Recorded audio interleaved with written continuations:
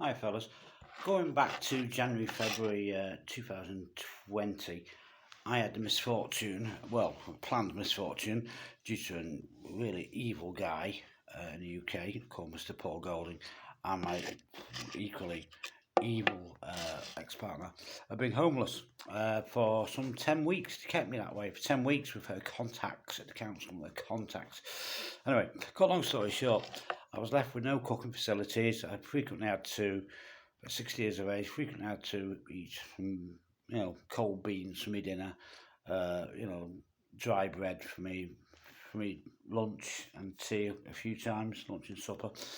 Not very nice. And at least I had the small comforts, comparative comfort, of having the back seat of my car to sleep in, even though it was dropping down to -2, -3 most nights.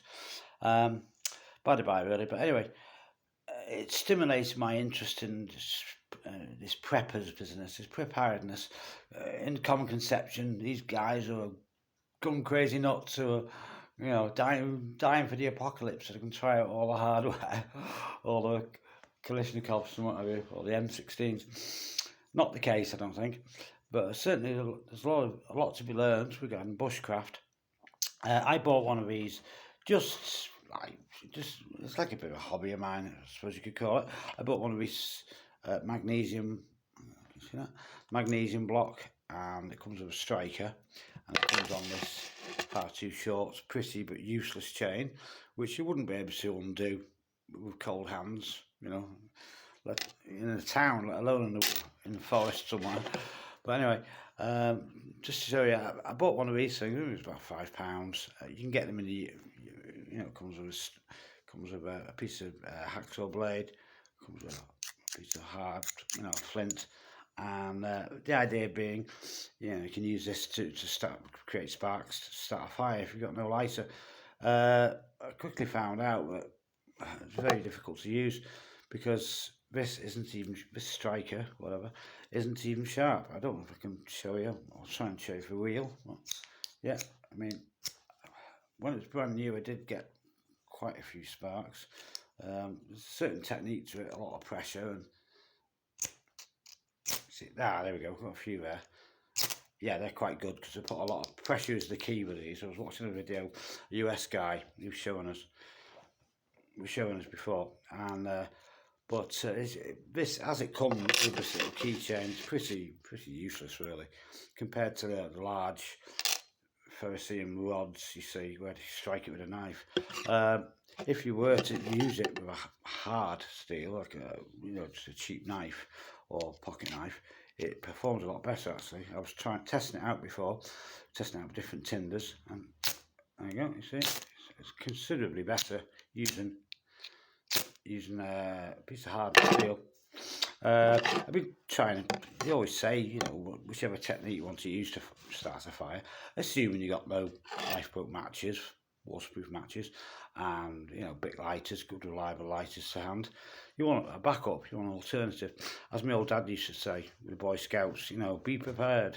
Boy Scouts always be prepared, always have some string and a pocket knife. I've tested about 5 or 6 different tinders. Definitely my tinder of choice, which you should always keep on you. If there's any chance you're gonna have to make a firehouse, in the countryside or waste ground or what have you. My definitely favourite item would be Vaseline petroleum jelly. This is a cheaper version. This is called Curaline. Same thing, and a lot cheaper. You can also stick a piece of string in this Vaseline type stuff, petroleum jelly, and it makes a lovely candle, for a very long time.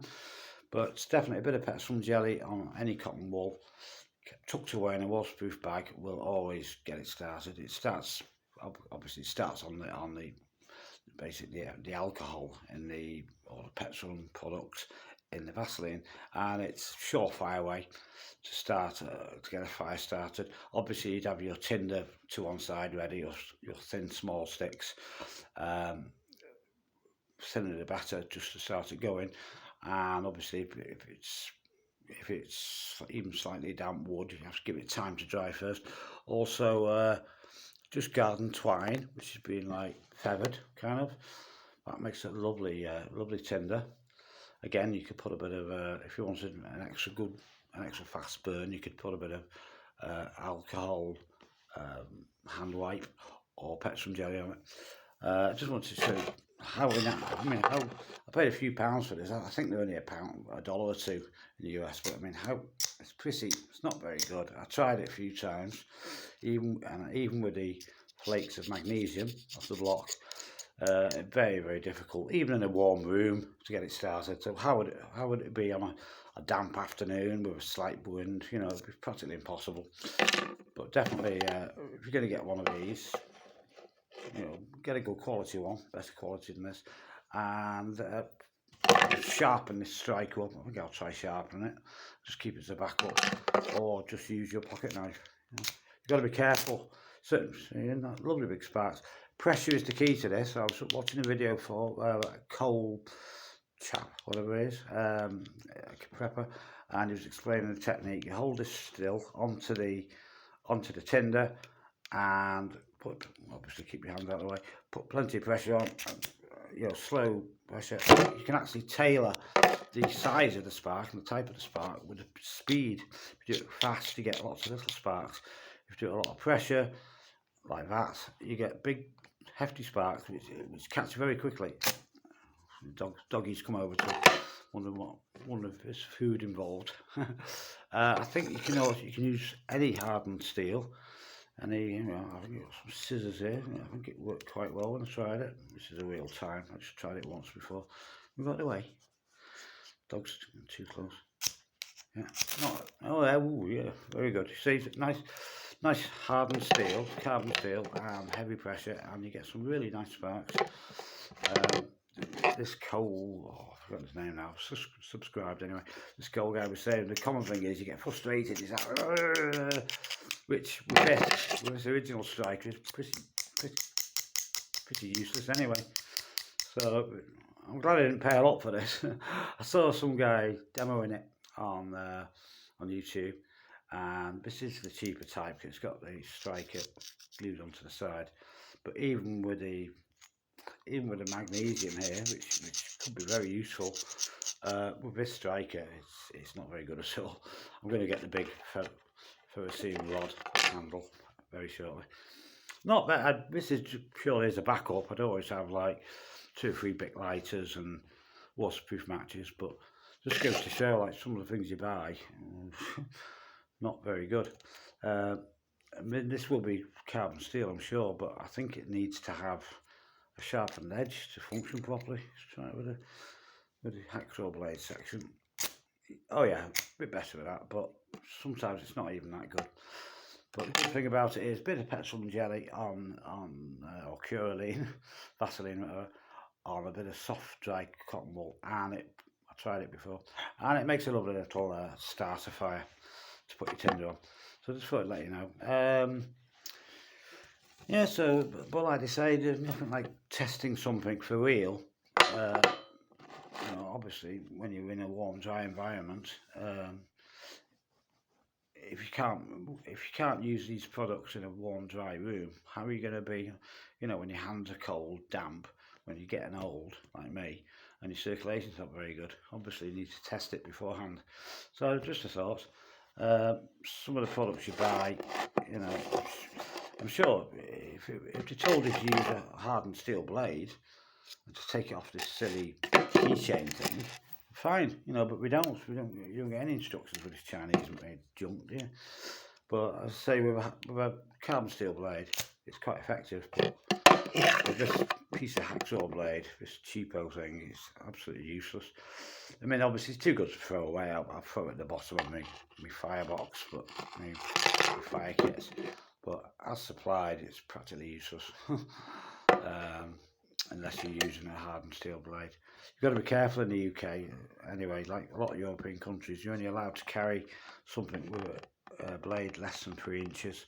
So even if it was in your camping bag, you'd have to prove your innocence that you weren't carrying an offensive weapon, even though it was obviously to cut twine and to help cut sticks and prepare fires.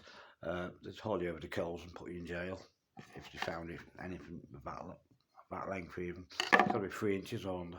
Okay. So guys, I do just thought to show you my experiments. I mean, I'd probably actually using this small striker and this you know, a carbon steel knife. I fully expect this would catch fire, but I don't hardly want to do that inside the house. But obviously the key is to keep it dry and keep it contained in your you know, get out bag or stay in bag or bug out bag or whatever. Because trying to find dry tinder, effective tinder, isn't something you want to do when it starts pouring down with rain, snowing, and you're starving hungry. When you under those circumstances or thirsty, you'll never function properly, let alone when you're an old bloke like me. Okay, see you guys, bye bye.